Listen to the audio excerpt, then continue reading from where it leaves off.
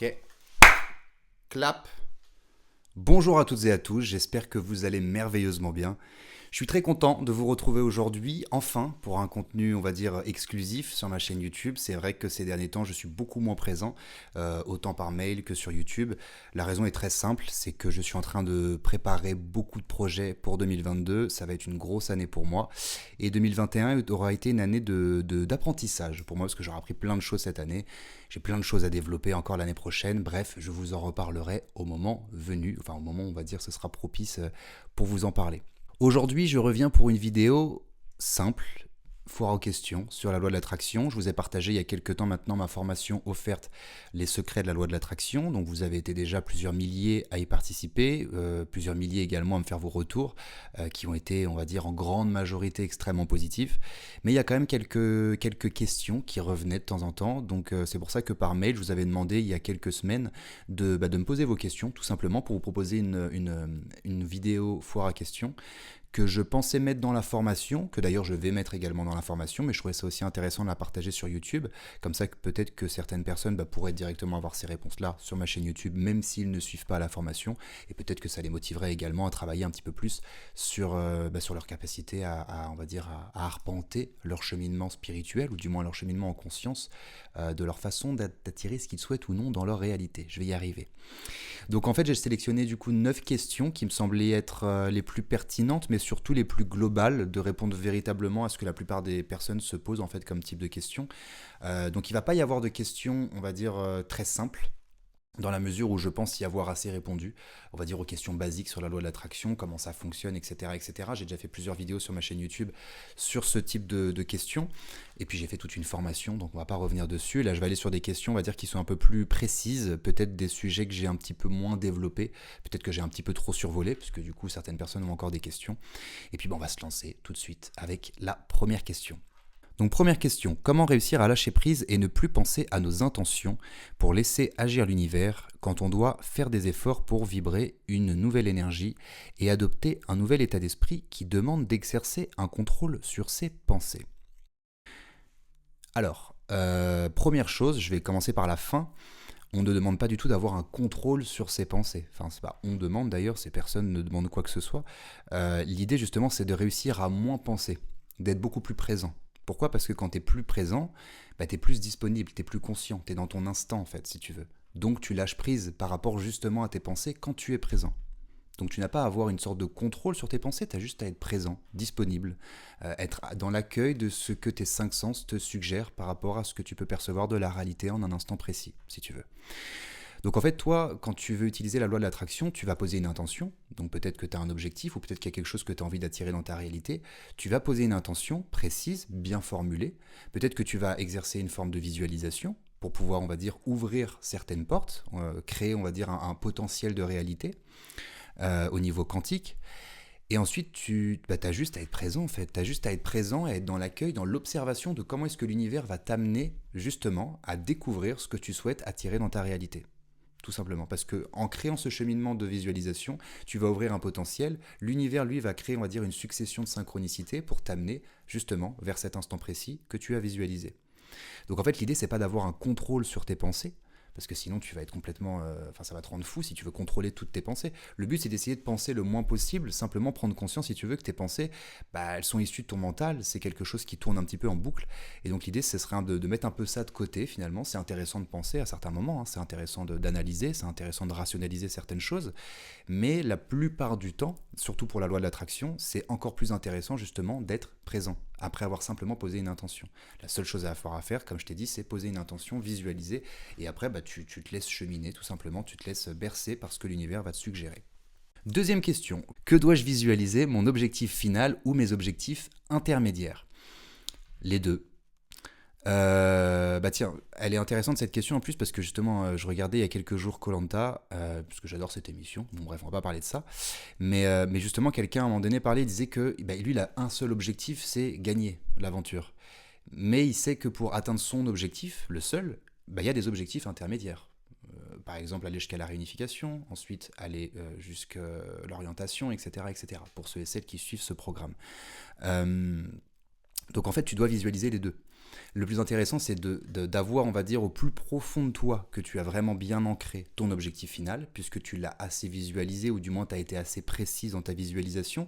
Pourquoi faire? Pour que ton inconscient il ait bien compris ce que tu souhaitais, qu'il puisse mettre en œuvre tous les mécanismes dont il a besoin pour attirer ce que tu souhaites dans ta réalité, au niveau du coup de tes comportements, au niveau peut-être de la gestion de tes émotions, de la façon dont tu vas être ancré dans ta réalité. Mais ensuite, ce qui va être intéressant, ça va être toi peut-être de... Après, tu peux le faire consciemment, c'est-à-dire soit tu vas établir les objectifs intermédiaires, tu peux aussi essayer, ou alors tu peux simplement te laisser bercer par l'univers, encore une fois, et le laisser te montrer quels sont justement ces objectifs intermédiaires pour atteindre ton objectif final. Donc en fait, les deux fonctionnent très bien. Tu peux très bien visualiser ton objectif final et tu vas également visualiser les objectifs intermédiaires. Je trouve ça même plus pertinent de faire les deux dans le sens où c'est pas suffisant parfois de juste visualiser un objectif final, parce que quand tu as un objectif, il y a souvent des contraintes à la réalisation de cet objectif. Il y a souvent des problématiques, il y a souvent des choses, il va y avoir des barrières, il va y avoir... plein de choses qui vont potentiellement te ralentir. Et je trouve que c'est intéressant justement d'avoir conscience des objectifs intermédiaires qu'il va y avoir à réaliser, parce que ça te permet d'être honnête avec toi-même en fait sur le fait que ça va peut-être pas être un long fleuve tranquille, tout ne va pas forcément être très simple, mais par contre puisque tu en as conscience, peut-être que tu vas être dans des meilleures dispositions pour justement passer ces étapes au fur et à mesure, ces fameux objectifs intermédiaires, pour garder ta motivation, garder on va dire toute ta hargne, toute ta détermination pour pouvoir aller jusqu'à ton objectif final. Question numéro 3. Je souhaiterais que vous réexpliquiez la méthode des petits pas. Comment cela modifie-t-il ce que nous allons attirer dans notre vie? Pouvez-vous donner des exemples pour que ce soit plus parlant? Et dans le même sujet, il y a également le fait de modifier nos habitudes. J'ai du mal à voir le lien avec notre attraction. Ok. Alors en fait, si tu veux...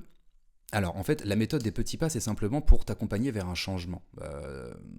Pourquoi? Parce que tu peux pas changer du tout au tout du jour au lendemain. Enfin, si tu peux, parce que tu... Ouais, c'est bizarre un petit peu de dire ça, je me contredis.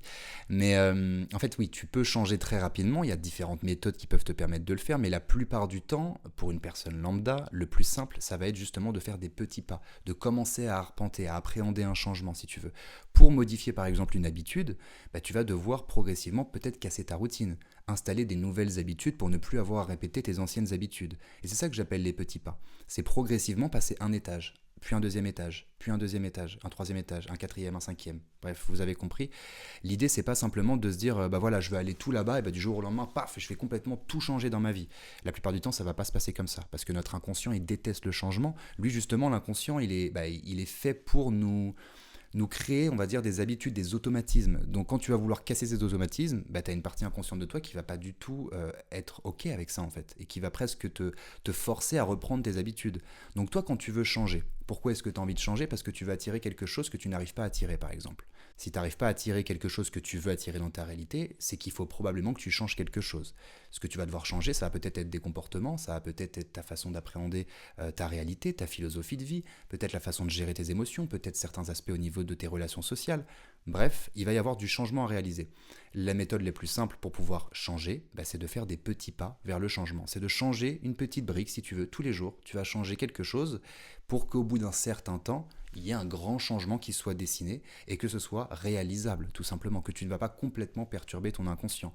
Si par exemple tu changes juste une habitude, un petit fragment de ta routine demain, par exemple, pour ton inconscient, ça sera OK. Si tu modifies encore quelque chose de plus le jour d'après, peut-être encore quelque chose de plus la semaine d'après, puis le mois d'après, etc., au bout d'un an, tu auras réalisé beaucoup de changements. Mais pour ton inconscient, ça aura été très fluide. Et ce qui fait qu'au niveau inconscient, du coup, il y aura eu des agencements, il y aura eu des nouveautés, il y aura une nouvelle façon d'appréhender différentes choses, et donc tu vas probablement pouvoir attirer des choses qui seront différentes. Question numéro 4. Il y a juste une question qui me trotte dans la tête depuis. Si je ne me trompe pas, cela fait partie des synchronicités. Je vois plusieurs fois par jour des heures miroirs et des heures inversées miroirs. Je ne cherche pas à les voir. C'est plutôt bon signe. Alors j'ai gardé cette question parce que je trouvais qu'elle était intéressante. C'est une question qui revient assez souvent, la question des heures miroirs. En fait, si tu veux, quand tu regardes l'heure, c'est pas dû au hasard. Si tu veux, quand tu vois une heure miroir. Pourquoi? Parce que par exemple, quand tu vas te dire, tiens, quelle heure il est? Tu vois, quand tu as cette réflexion-là, quand tu as cette idée-là, d'aller regarder l'heure qu'il est, cette idée, tu aurais pu l'avoir 2 minutes après, tu aurais pu l'avoir 2 minutes avant. Mais non, tu l'as eu à cet instant précis. Donc quand tu regardes l'heure et que tu découvres une heure miroir, en fait, si tu veux, c'est juste que tu es en connexion avec ton univers, ou plutôt avec ton toi inconscient profond, on va dire ça comme ça, qui du coup peut t'envoyer un message, puisque à travers les chiffres, l'univers communique avec nous. Donc pour les heures miroirs, je vous recommande d'aller jeter un œil sur le site de Lulumineuse, qui a fait, je vais vous mettre le lien en description, qui a fait du coup tout un descriptif par rapport à toutes les heures miroirs, que je trouve qui est juste fabuleux, qui est merveilleusement bien réalisé. En plus, je crois qu'elle s'est déjà inspirée de quelqu'un d'autre, mais je ne sais plus qui c'est, du moins j'en suis pas sûr, donc je vais pas vous dire n'importe quoi. Donc peut-être aller simplement jeter un coup d'œil. Elle indique plein de choses. Je trouve ça hyper intéressant, et moi ça m'a beaucoup aidé à l'époque justement pour comprendre pourquoi est-ce que je percevais ces heures miroirs de façon assez récurrente. Mais en tout cas, c'est pas le fruit du hasard. Si tu vois des heures miroirs assez souvent dans ta réalité, c'est que l'univers a souvent des messages à te partager. Question numéro 5. Je culpabilise car beaucoup disent qu'il faut trouver son chemin, ou beaucoup se mettre à leur compte. Ok. Or, étant fonctionnaire, même si ça a l'air bas, je me vois pas changer à 51 ans, ni spécialement l'envie. Ok. En fait, j'espère gagner au loto pour pouvoir vivre mieux et voyager. Ok. J'ai l'impression que c'est ce qui me bloque mon rapport à l'abondance financière. Merci pour vos conseils. Très belle journée. Alors, là, il y a plusieurs choses à dire. On va essayer d'aller assez vite. Alors déjà, on va commencer par le commencement. Je culpabilise beaucoup car beaucoup disent qu'il faut. Alors déjà, ça, stop, tout de suite. C'est pas parce que beaucoup disent qu'il faut. Hein. C'est pas parce que tout le monde a tort que tu dois suivre le chemin. Ok. Si toi, en plus, tu dis que tu ne te vois pas changer à 51 ans et que tu n'en as pas spécialement l'envie, pourquoi changer ? Tu dis que beaucoup de personnes disent qu'il faut se mettre à leur compte. C'est totalement faux, c'est une croyance qui est totalement erronée. C'est vrai qu'il y a plein de personnes qui voient un petit peu l'entrepreneuriat comme étant le Graal, on va dire, du monde professionnel. Je suis pas du tout d'accord avec ça. Je pense qu'il y a des personnes qui sont faites pour être entrepreneurs, qui sont faites pour travailler de façon indépendante. Il y a des personnes qui vont beaucoup mieux travailler en équipe. Il y a des personnes qui ont besoin d'être accompagnées, qui ont besoin d'être guidées, donc qui ont besoin d'avoir une hiérarchie.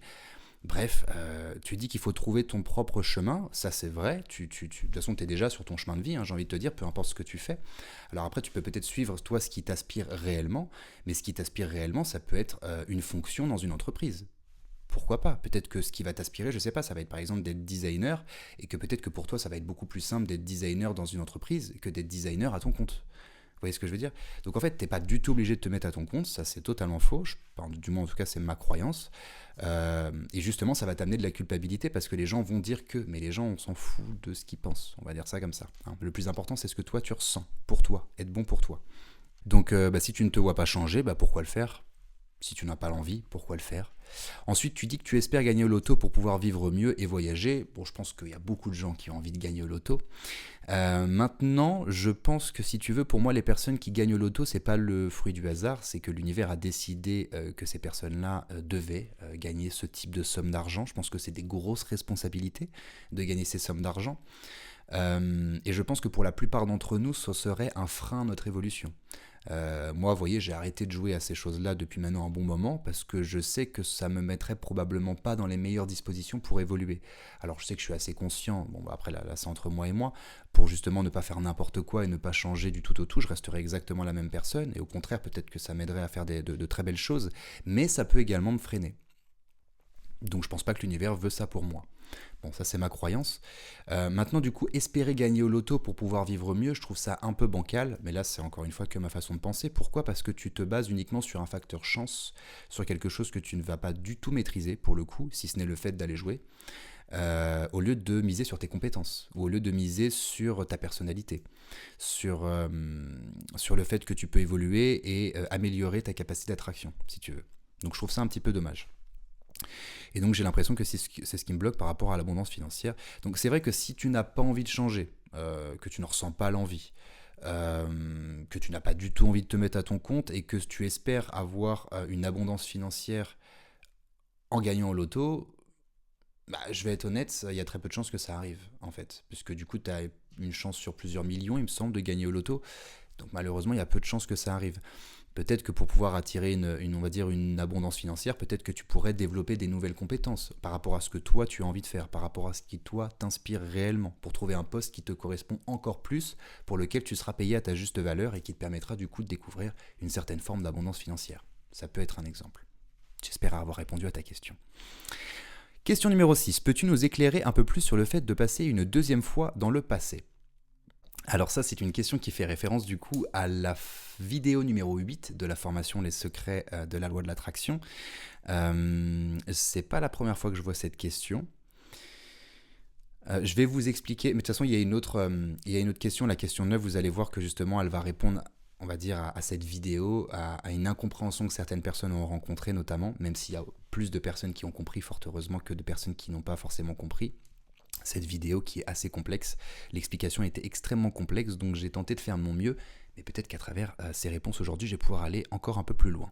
Peux-tu nous éclairer un peu plus sur le fait de passer une deuxième fois dans le passé? C'est dans le sens où on va retourner dans le passé à travers nos souvenirs pour pouvoir nous guider vers aujourd'hui, mais quoi qu'il arrive, c'est déjà le cas, puisque si on est là aujourd'hui, c'est que le passé, il y a eu un cheminement entre le passé et le présent qui nous a amené directement vers cet instant présent, mais qui fait que si vous voulez, quand on crée une visualisation dans le futur, en fait, on crée un potentiel et dans notre futur, on va pouvoir faire en sorte de déposer des informations pour pouvoir nous guider vers ce même futur. Ok ? Encore faut-il en être conscient, c'est-à-dire encore faut-il pouvoir observer ces signes qui nous guident vers ce futur que l'on essaye de créer par notre visualisation, entre autres, si vous voulez. Pourquoi est-ce que ça fonctionne ? Parce qu'aujourd'hui, vous avez la capacité de vous souvenir de votre passé, ok ? Et d'aller y déposer des signes, des événements, des choses pour faire en sorte de vous amener à aujourd'hui. Donc si vous, par exemple, aujourd'hui, vous faites en sorte de revisualiser votre passé, c'est ça en fait que je dis retourner une deuxième fois dans le passé. Parce qu'aujourd'hui, vous allez simplement prendre peut-être certains événements clés dans votre vie, peut-être des décisions précises, des choix précis que vous avez fait dans votre réalité, peut-être vous confirmer ces choix, même si vous n'êtes pas exactement sûr que ce soit la bonne chose. C'est sûr que c'est la bonne chose et ils vous ont amené dans votre instant présent. Donc vous allez faire en sorte, si vous voulez, de vous guider dans votre passé aujourd'hui. Ok, j'espère que c'est clair. Pourquoi ? Parce que comme vous le faites aujourd'hui dans votre instant présent pour hier, ça veut dire que peut-être demain, vous allez le faire pour aujourd'hui. Après-demain, vous allez le faire pour demain, etc., etc. Et ce qui fait que quand vous allez visualiser quelque chose, vous allez créer un potentiel. Ce potentiel, il existe déjà dans l'espace-temps, si vous voulez. C'est une autre forme d'espace-temps, on va dire, une autre forme de dimension, on va dire ça comme ça, parce que ce serait trop complexe à expliquer autrement. Et donc, si vous voulez, si dans votre futur, qui existe du coup déjà, vous faites ce même cheminement de retourner dans le passé pour justement vous donner l'opportunité de réaliser certains choix qui vont vous amener vers ce futur-là, et du coup, vous allez très fluidement, en suivant simplement les signes, en étant simplement ancré dans votre instant présent, vous allez attirer simplement les événements, ou plutôt les situations que vous souhaitez attirer dans votre futur. J'espère que c'est clair, on revient dessus sur la question 9. Question numéro 7. Est-ce que le moi futur dont tu parles, du coup on va encore un peu rester là-dessus, est-ce que le moi futur dont tu parles, qui nous envoie des signes, est finalement notre âme, connectée au passé, présent, futur, qui sait exactement comment se déroule cette vie dont nous incarnons ? Oui. Oui, mais après appelle ça comme tu veux. Moi, si tu veux, j'ai ma vision de ça, mais peu importe en fait, parce que ma vision, elle m'appartient, si tu veux, elle fonctionne pour moi, donc je fonctionne avec. Je vous explique tout ça dans la formation de loi de l'attraction, parce que je vous partage ce qui a fonctionné pour moi, ça va peut-être pas forcément fonctionner pour vous, on va peut-être pas mettre les mêmes mots dessus. Par exemple, moi, des fois, j'utilise le mot univers, ou j'utilise certains mots, c'est mon lexique, on va dire ça comme ça. D'autres personnes ne vont pas avoir exactement le même. Donc si pour toi, si tu parles de l'âme, c'est ok, c'est oui. Si tu penses que c'est cette partie de toi qui finalement est connectée quoi qu'il arrive au passé, au présent et au futur et qui sait exactement comment se déroule cette vie que nous incarnons, appelle ça comme tu veux. Maintenant, si je peux me permettre, je ne suis pas sûr que notre vie soit complètement déterminée. En fait, je ne suis pas sûr qu'on est juste en train de vivre un film. Je pense qu'on a quand même une capacité d'influence par rapport à la façon surtout dont nous vivons les événements. Il y a certains événements que je pense qu'on est obligé de vivre, quoi qu'il arrive, pour notre évolution. Par contre, la façon dont on perçoit les événements, elle n'est pas obligatoire. Une personne peut percevoir un événement de façon dramatique, alors qu'une autre personne va percevoir exactement le même événement de façon évolutive et positive pour son évolution. Donc voilà, pour moi, ça va surtout se jouer dans notre façon d'appréhender notre réalité et donc du coup de vivre des émotions qui sont plus ou moins agréables à vivre. On va dire ça comme ça. J'espère avoir répondu à ta question également. Question numéro 8. J'ai commencé à travailler, mais je n'en suis qu'au début en raison d'un accident de chute de cheval après que la personne que j'ai aimée m'ait quitté. Ok, donc j'ai commencé à travailler sur moi, je pense que c'est ce que tu as voulu dire. Comment dois-je l'interpréter ? Je tombe de haut, je dois me relever, point d'interrogation. J'ai commencé un travail spirituel et cela m'apporte énormément. Donc si je comprends bien le cheminement de ta question, tu as commencé à faire un travail sur toi, mais tu en es qu'au début en raison d'un accident.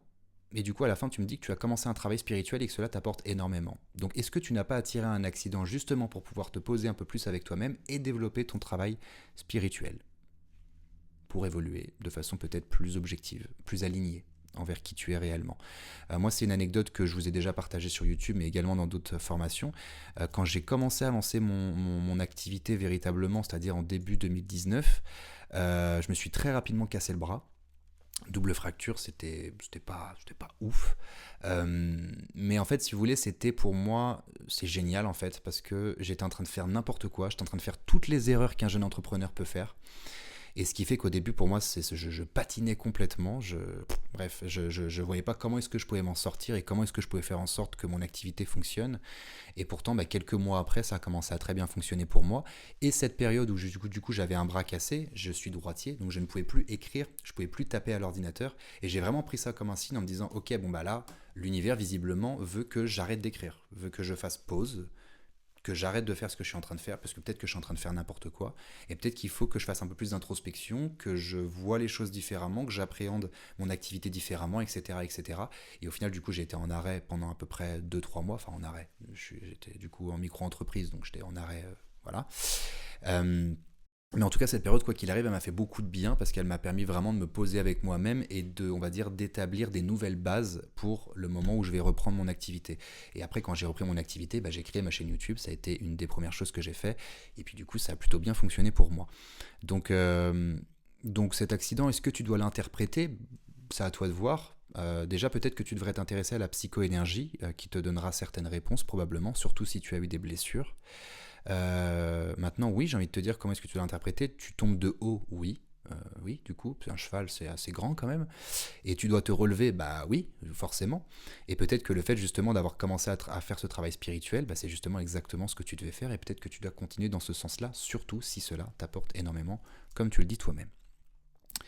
Ensuite, question numéro 9, qui sera donc la dernière question.